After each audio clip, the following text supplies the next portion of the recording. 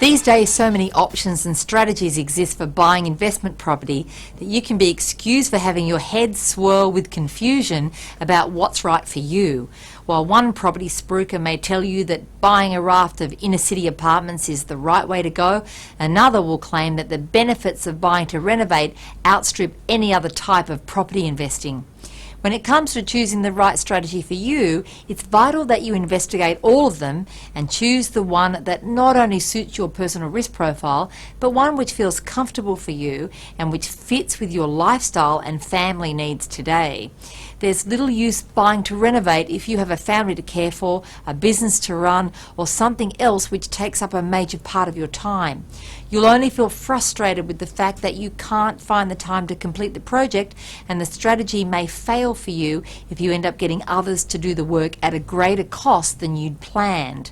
Conversely, buying a property with a long-term view for growth is not appropriate for someone with a short time to retirement.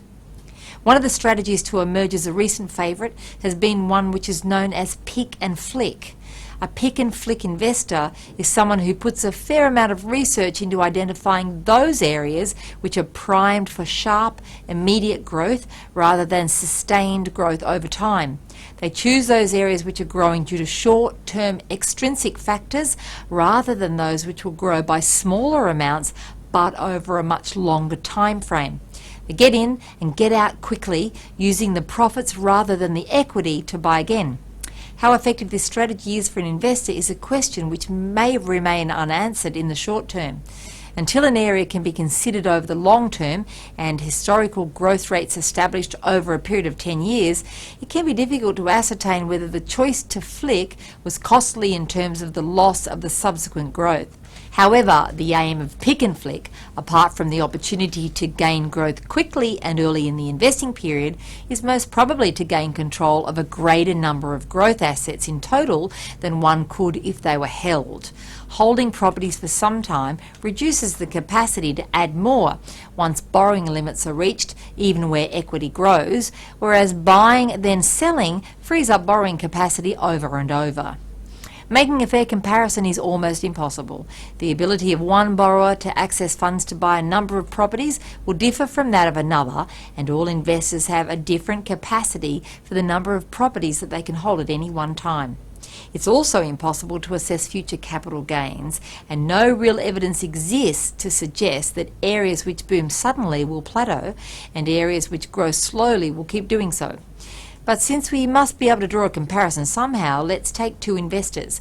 One whose borrowing capacity would be limited to 9 properties in 10 years, who never sells, and one who buys one property each year, holds it for 2 years, and then flicks it to buy another. The background is, both investors earn $75,000. Both buy property with a value of $400,000 every time, with costs of $20,000. The pick and flick investor gets a 10% growth each year for the 2 years that they're held, and the buy and hold investor gets 5% every year. The buy and hold investor buys a property every second year, starting at the beginning of year 1 with the last purchase in year 9 for a total of 5 properties. The pick and flick investor buys a property and sells it 2 years later for a total of 5 properties. Both sell at the end of year 10. The pick and flick selling the remaining 2, and the buy and hold selling all of them. To work out capital gains tax, we'll assume the cost base has the $15,000 added, but we'll assume full sale price to calculate a gain amount. Now, while this is not how it works in real life, we'll apply this to both. Let's start with the pick and flick outcome. At the end of year 10, the net gain before tax for each property is $64,000. The total gain before tax is $320,000.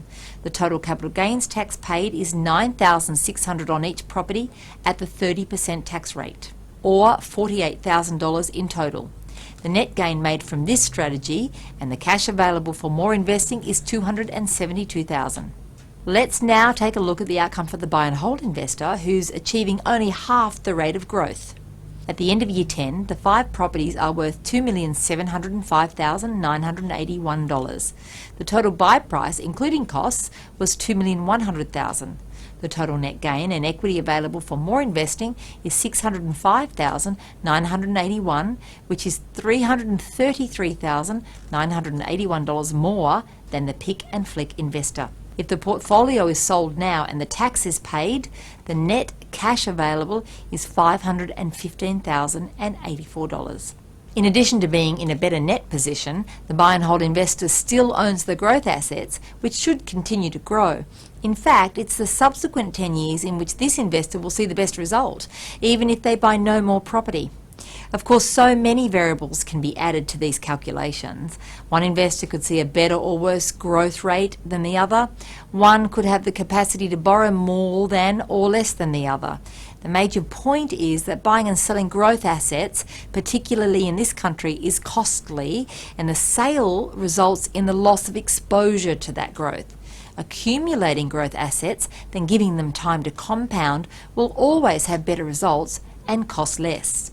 For every individual investor, however, the choice must be a personal one which suits their own needs for income and growth and takes into account the time that they have left available to accumulate a retirement income.